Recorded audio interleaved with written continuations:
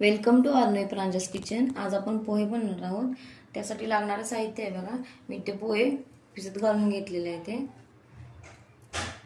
इथे कांदा घेतलेला आहे, मी 2 मीडियम साईजचे कांदे मी ते चिरून घेतलेले आहेत। मिरची घेतलेली आहे चिरून बारीक, कढीपत्ता घेतलेला आहे, कोथिंबीर घेतलेली आहे, हळद, जिरे, मोहरी, तेल, चवीनुसार मीठ आणि साखर आणि ते शेंगदाणे घेतलेले आहेत। तर आपण आता पोहे बनवणार आहोत। गॅस चालू करूया। मी तर गॅसवरची कढई ठेवलेली आहे। आता आपण पहिल्यांदा इथे तेल घालून घेऊया। तुम्हाला थोडं तेल जर जास्तच घालायचं। ते 3 ते 4 चमचे मी तेल घातलेले आहे बघा। तर तेल गरम झाले की आपण पहिल्यांदा याच्यामध्ये शेंगदाणे तळून घेणार आहे।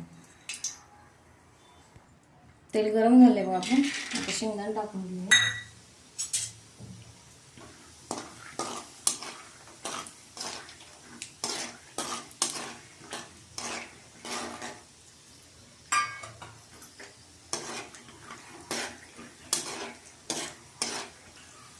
शेंगदाणे चांगले कुरकुरीत होईपर्यंत तळून घ्यायचे। शेंगदाणे जरा अगोदरच लाल आहे ते, त्याच्यामुळे लवकर असे काळपट दिसत आहे। आता आपण हे शेंगदाणे काढून घेऊया। गॅस बारीक करून घ्या। आता इथे बघा, अशा पद्धतीने मी शेंगदाणे तळून घेतलेले आहेत। आता आपण शेंगदाणे ठेवून देऊया। आता आपण फोडणी देणार आहे। आता फोडणीसाठी आपण पहिल्यांदा मोहरी घालूया।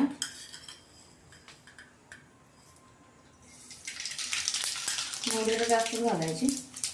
मोहरी, जिरे,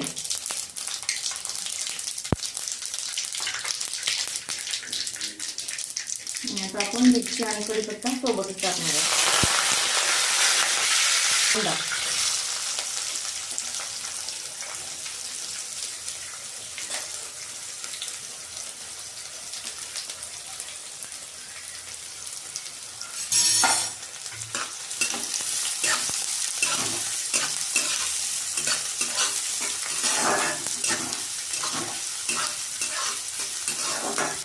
इकडे बघा कांदा भाजतोय, तोपर्यंत आपण जरा काय करूया, भिजवून घेतलेल्या पोह्यावरती हे पोहे आपल्याला सुट्टे करून घेऊया।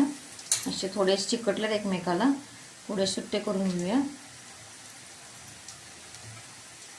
आणि याच्यावरती आपण थोडीशी कोथिंबीर